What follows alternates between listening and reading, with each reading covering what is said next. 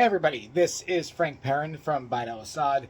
Welcome back. It's been a little bit since we've been here. Things have been really busy the last couple months. We were at Combat Con with a pretty big deal where we taught a bunch of classes and we actually organized our own tournament, the Tournament of the Silk Roads, which was its first of its kind tournament that comprised of Persian, Turkish, Indian, Chinese, Japanese, and Korean martial arts. We wanted to encompass something that was a non-European scope, and it based off of mostly a battlefield mindset. And we're going to have some summaries of that on the channel, along with a awesome review of the award that was given to us by Purple Heart Armory. So that's what's going on.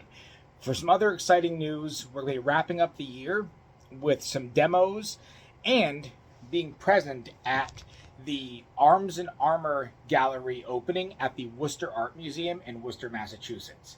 For those who have been following us for a little bit, you'll know that I've taken on a role as an advisor for the Middle Eastern Arms and Armor collections with the Higgins collection at the museum.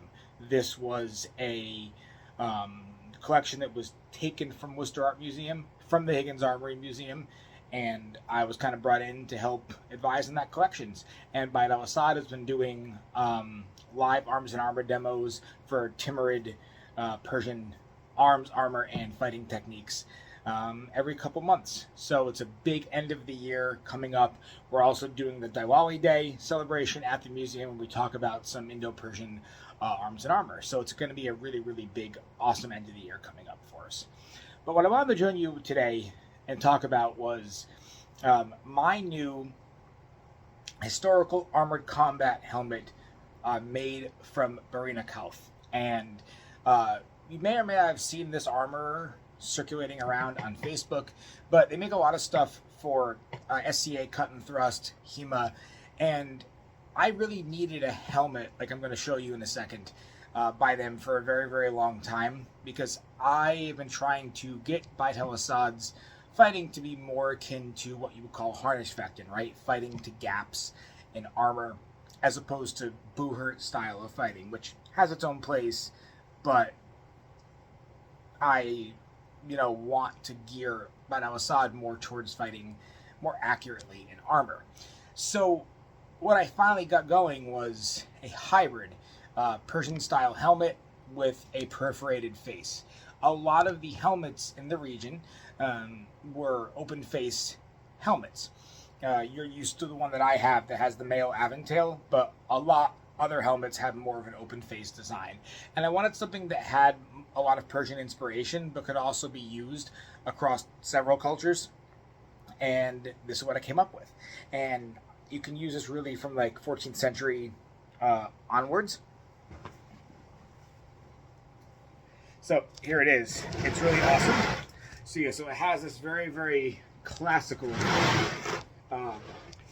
Persian profile on it. We've all come to know and love with this nasal guard that comes right up the front. So it's got this perforated plate, so this can really simulate you wearing an open-faced helmet. And it's got 14 gauge steel up here, up top.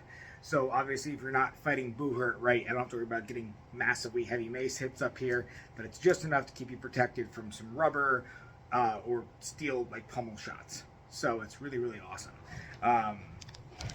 Also included a really, really great aventail of butted mail, and this flows very, very nicely when it's put on, and it sits nice in the shoulders, doesn't feel too heavy. So you see that it really encompasses the look and feel that you want when you're doing harness style fighting, right? Without really sacrificing any of the protection that you need. A lot of people might think, why did you go for something like this as opposed to like the more classical Persian helmet with the eyebrows that you've seen me wear? Just because I can get goggles under that, I can get perforated plate to add on to it.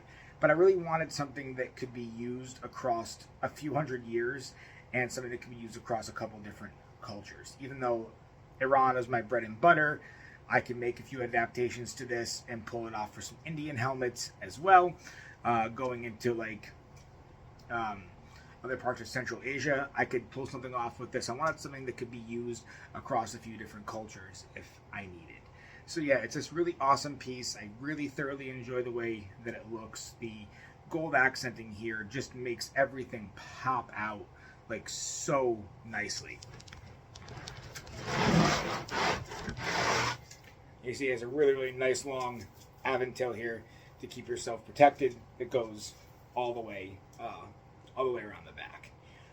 I think in the future, another cool design would be to be able to have this removed, have this plate removed. So if I want to do like a reenactment or a photo shoot, my face could be seen and it wouldn't look as obviously like modern.